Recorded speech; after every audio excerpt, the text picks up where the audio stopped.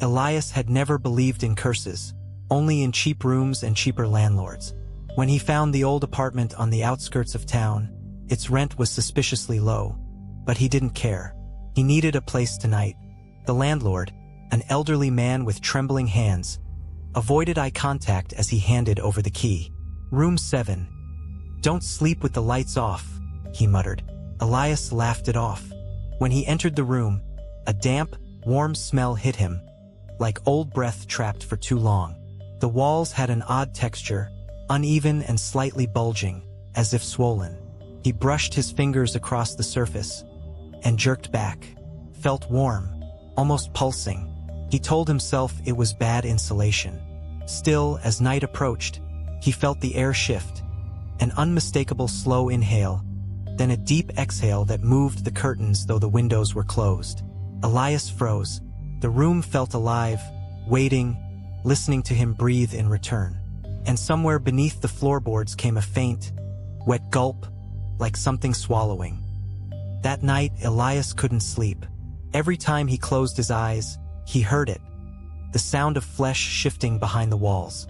Not rats, not pipes, something softer, thicker. It reminded him of someone dragging their palm across bare skin. The breathing grew louder, syncing with his own pulse. He pressed his ear against the wall. It was unmistakable. A heartbeat, slow and heavy, coming from inside the structure itself. Elias stumbled back, horrified. He grabbed a chair and struck the wall. A muffled groan vibrated through the room. Then another, then a chorus. The walls moved, ripples spreading outward as though the entire room flinched in pain. The temperature rose sharply, the air turning humid and hot, almost like the inside of a mouth. Elias backed toward the door, but it slammed shut on its own, the lock twisting with a wet click. He tried the window, sealed, the glass fogging from warm breath behind it. Desperate, he whispered, "What are you?" The room exhaled slowly, and from deep within, a voice responded. Not spoken, but felt. Hungry.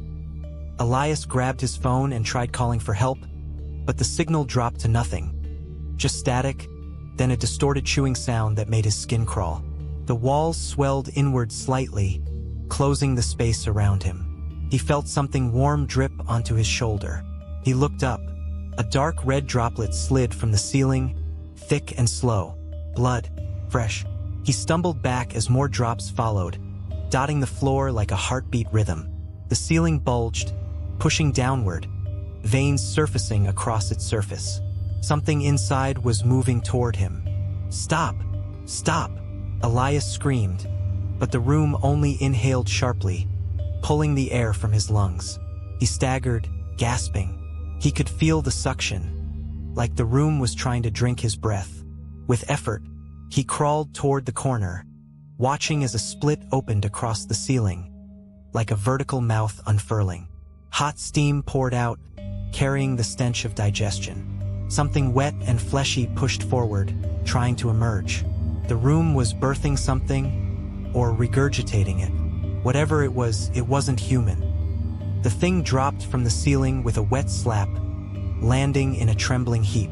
It looked like a human torso without skin, raw muscle twitching as if still waking. No eyes, no lips, just a round opening where a face should be, expanding and contracting like a newborn gasping for air. It crawled toward him instinctively, leaving streaks of dark fluid behind. Elias tried to stand, but the floor pulsed beneath his feet, knocking him down. The creature reached him and pressed its faceless opening to his chest, inhaling deeply. He felt his breath forcefully pulled out, his lungs straining, vision blurring. In desperation, Elias slammed his fist into the creature. It reeled back, screeching, a horrible wet sound that made the room vibrate. The walls shuddered in response, as if the entire place felt the creature's pain.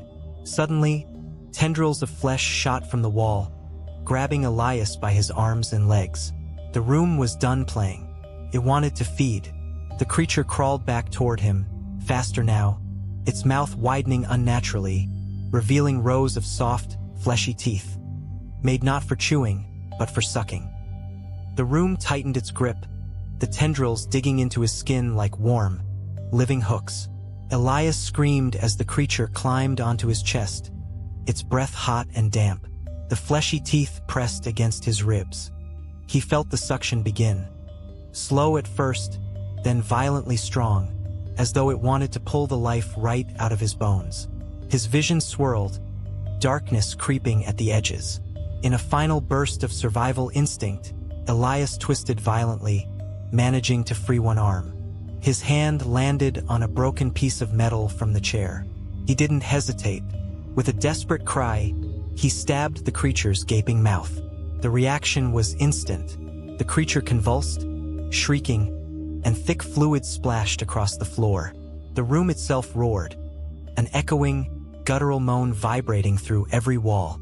The tendrils loosened, unsure, trembling. Elias dragged himself toward the door, coughing blood. As the creature thrashed, its body began to dissolve, melting into the floorboards like fat hitting a hot pan. The room howled again, louder, angrier. Elias reached the door and found the lock slowly turning on its own, unlocking. The room wasn't defeated. It was letting him go. Elias stumbled into the hallway, collapsing against the peeling wallpaper.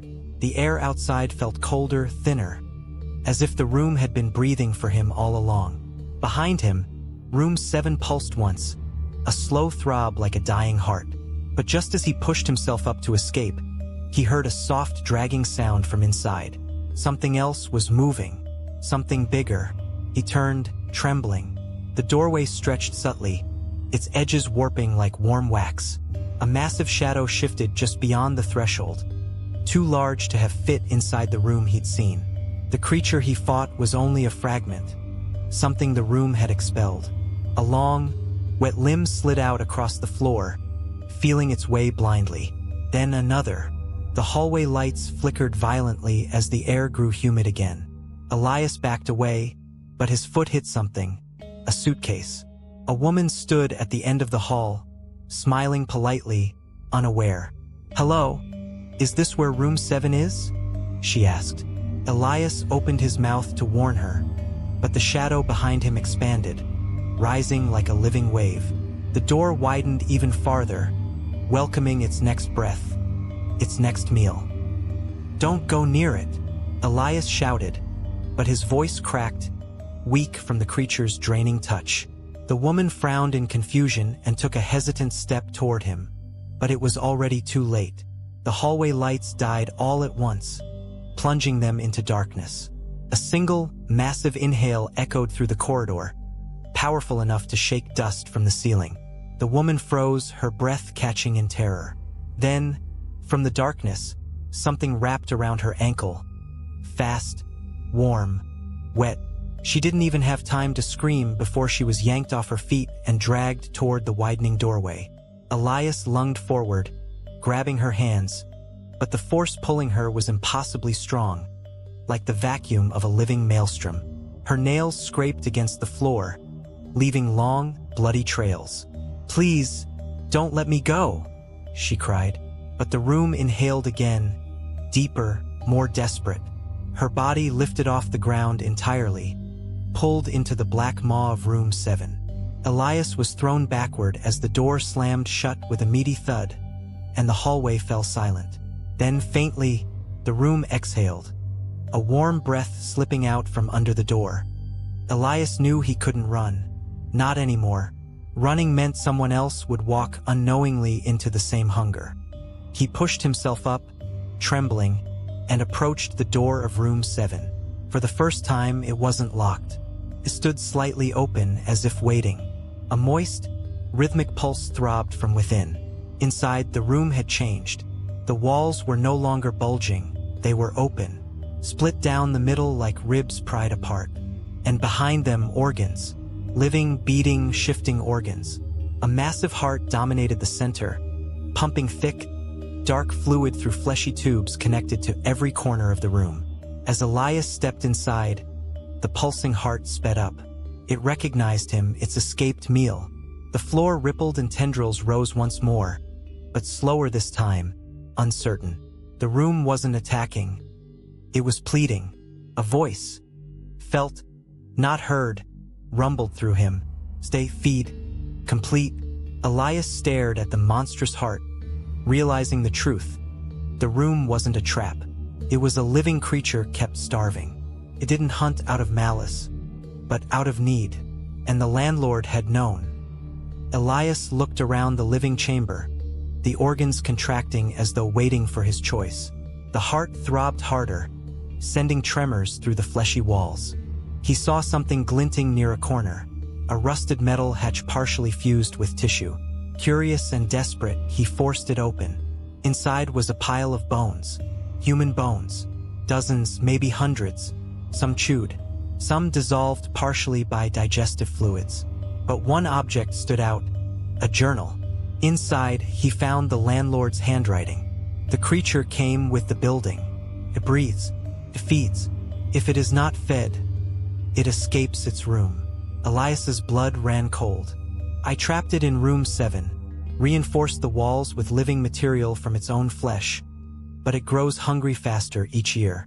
Tenants keep it docile. Sacrifices keep it quiet. The final line was smeared in dried blood. If it breaks free, it will become a house, a street, a city, breathing. Elias realized there was no locking it away anymore, but maybe he could stop it from growing. Elias stepped toward the pulsating heart, the creature sensing his intent. The walls trembled, tendrils rising uncertainly, almost afraid. The heart throbbed with a violent hunger, but Elias no longer felt fear, only resolve. He lifted the rusted piece of metal, now sharpened by desperation. "This ends with me," he whispered. The tendrils hesitated. Then Elias plunged the metal deep into the giant heart. A deafening scream exploded through the building, every wall convulsing, every organ twisting violently. The floor bucked, throwing him backward, but he held the metal in place as the heart spasmed, dark fluid spraying across the room. The tendrils writhed, not attacking, but reaching for him, almost pleading for mercy. "I'm sorry," Elias whispered. With a final shudder, the heart collapsed inward, its flesh disintegrating into ash-like dust. One by one, the walls stopped breathing. The air cleared. The warmth vanished. The room died. Elias crawled out, gasping, as the building fell silent for the first time in decades. He stood in the hallway, trembling, but alive. He had ended the hunger, and for the first time since entering room 7, the house exhaled its last breath.